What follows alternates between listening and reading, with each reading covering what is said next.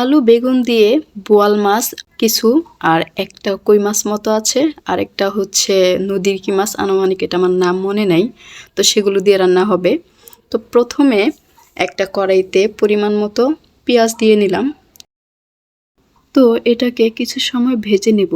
ভাজা হলে তো এখানে দিয়ে দেব কিছু কাঁচামরিচ। তো কাঁচামরিচ দিয়ে আবার একটু সুন্দর মতো ভেজে নেব। তো ভাজা হয়ে গেলে এখান থেকে অর্ধেক পরিমাণে তুলে নিব, পরবর্তীতে তরকারিতে দেওয়ার জন্য এটা দিয়ে মাছটা কষায় নিব আর কি। তো সেজন্য অর্ধেক তুলে নিলাম।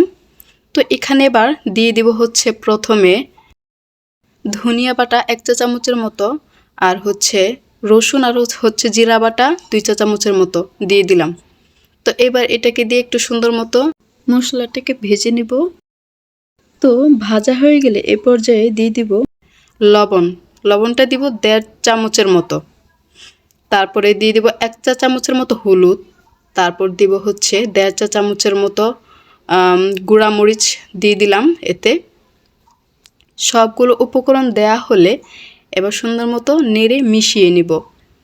তো সুন্দর মতো কষানো হলে এই পর্যায়ে দিয়ে দিব হচ্ছে সেই মাছগুলো। তো মাছগুলো দেওয়া হয়ে গেলে এবার সুন্দর মতো নেড়ে চেড়ে আলতো করে মিশিয়ে নিব মাছগুলো, কারণ এগুলো যেহেতু কষানো হচ্ছে ভেঙে যাওয়ার চান্স থাকবে, তাই একটু সুন্দর মতো আলতো হাতে নেড়ে মিশিয়ে নিলাম মশলাগুলো। তো এই পর্যায়ে মিশানো হয়ে গেলে এতে দিয়ে দিব হচ্ছে পরিমাণ মতো গরম পানি। তো অল্প পরিমাণে গরম পানি দিয়ে এই মাছগুলোকে একটু সুন্দর করে কষাই নিব। তো আলতো হাতে মাছগুলোকে একটু নেড়ে চেড়ে মিশিয়ে নিচ্ছি। তো এই পর্যায়ে একটু ঢাকনা দিয়ে দিব, মাছটা কষতে থাকুক। তো দেখুন অনেকটা কষানোর লাস্ট পর্যায়ে আছে। তো একটু সাবধানে নাড়তেছি যেন মাছগুলো ভেঙে না যায় আবার। তো যাই হোক, আমার মাছগুলো একটাও ভাঙে নাই, সুন্দর আছে একদম। তো সবগুলো একটা একটা করে সুন্দর মতো উল্টিয়ে পাল্টিয়ে নেড়ে চেড়ে দিচ্ছি। তো আবার একটু ঢেকে দিলাম। তো এবার হয়ে গেল, একদম লাস্ট ফিনিশিংয়ে চলে আসছি কষানোর। তো সবগুলো মাছ একটা একটা করে তুলে নিব। তো সবগুলো তোলা হয়ে গেলে দেখুন নিচে মশলাটা তো থেকে যাবে। তো এই পর্যায়ে সবগুলো মাছ একসাথে তুলে নিলাম, একটা একটা করে যেন ভেঙে না যায়।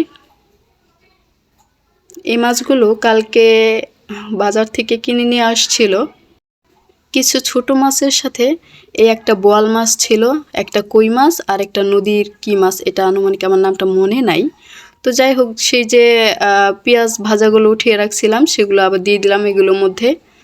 তো এখানে যেহেতু তরকারিগুলো দেওয়া হবে, তো পরিমাণ মতো আবার আরেকটু মানে অল্প পরিমাণে জিরা বাটা আর হচ্ছে রসুন বাটা একসাথে বাটা হয়েছিল, সেটা আবার দিয়ে দিলাম যেটুকু ছিল। তো তারপরে হচ্ছে এতে আবার একটু হলুদ দিয়ে দিলাম আধা চা চামচের মতো, আর 1 চা চামচের মতো আবার মরিচ গুঁড়া দিয়ে দিলাম। তো এখন এটাকে সুন্দর মতো একটু পানি দিয়ে নেড়ে চেড়ে মিশিয়ে একটু কষায় নিলাম। তো কষানো হয়ে গেলে এ পর্যায়ে ঢেলে দিলাম আলু আর বেগুনগুলো। তো এইগুলো সুন্দর করে একটু নেড়ে চেড়ে মিশিয়ে নিব। তো নেড়ে চেড়ে সুন্দর মতো মিশানো হয়ে গেলে এরপর যে একটু হালকা পরিমাণে পানি দিয়ে মানে তরকারিগুলোকে কষাবো, তো সে পরিমাণে একটু পানি দিয়ে দিলাম আর কি। তো যাই হোক, একটু পানি দিয়ে তারপরে এটাকে এখন ঢাকনা দিয়ে ঢেকে দিব কষানো হওয়া পর্যন্ত। তো এই তো দেখুন অনেকটা কষানো হয়ে গেছে, পানিটা প্রায় অল্প অল্প পরিমাণে পানি আছে, সেই পরিমাণে শুকায় গেছে পানি আবার পরিমাণ মতো একদম। তো পরিমাণ মতো এবার তরকারিতে পানি দিয়ে দিলাম, সুন্দর মতো আলগোস্তে নাড়তেছি যেন বেগুনগুলো ভেঙে না যায়। তো এই পর্যায়ে একটু লবণ কম হয়েছিল। তো এবার এখানে একটু পরিমাণ মতো লবণ দিয়ে সুন্দর মতো নেড়ে মিশিয়ে এবার ঢেকে দিব সিদ্ধ হওয়া পর্যন্ত। তো যাই হোক, কি দেখুন অনেকটা আমার তরকারি সিদ্ধ হয়ে গেছে। এ পর্যায়ে কষানো সে মাছগুলো দিয়ে দিলাম তরকারির মধ্যে। তো একটা একটা করে সবগুলো মাছ দিলাম।